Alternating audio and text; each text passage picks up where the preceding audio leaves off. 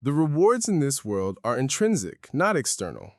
The houses, cars, and other material possessions we have use of right now will one day belong to someone else.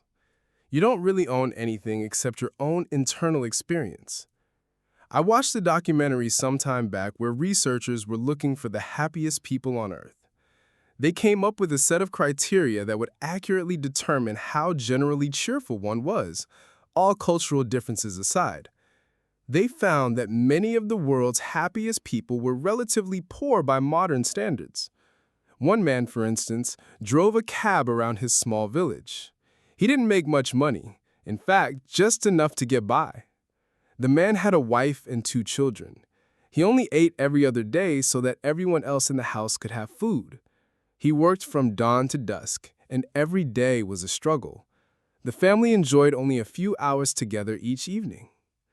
When asked why he was so happy all the time, the man answered, "Of course I'm happy. Why wouldn't I be? We have everything." At the same time, many of us can point to so-called rich people who are miserable in the truest sense. They may be comfortable, physically. They may be able to influence people who believe that money is powerful. But these are all superficial and fleeting ideals. There's no substance to them. It doesn't mean that if you're poor, you're necessarily happy, or if you're rich, that your life is necessarily off track. What it means is that one's quality of life, in the truest sense, is not directly correlated to the size of his or her bank account.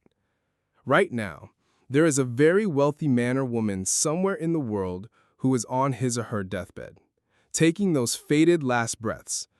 Many people in that situation would be willing to trade everything they have for just a little more time. What this means is that right now, you already possess something that is far more valuable than any amount of money or material goods you could acquire. Each day, you have the ability to make choices between expansion and contraction, between love and fear, between growth and stagnation. The deepest forms of poverty are poverty of spirit, poverty of consciousness, poverty of character. Conversely, whoever has achieved abundance in these areas is wealthy beyond measure.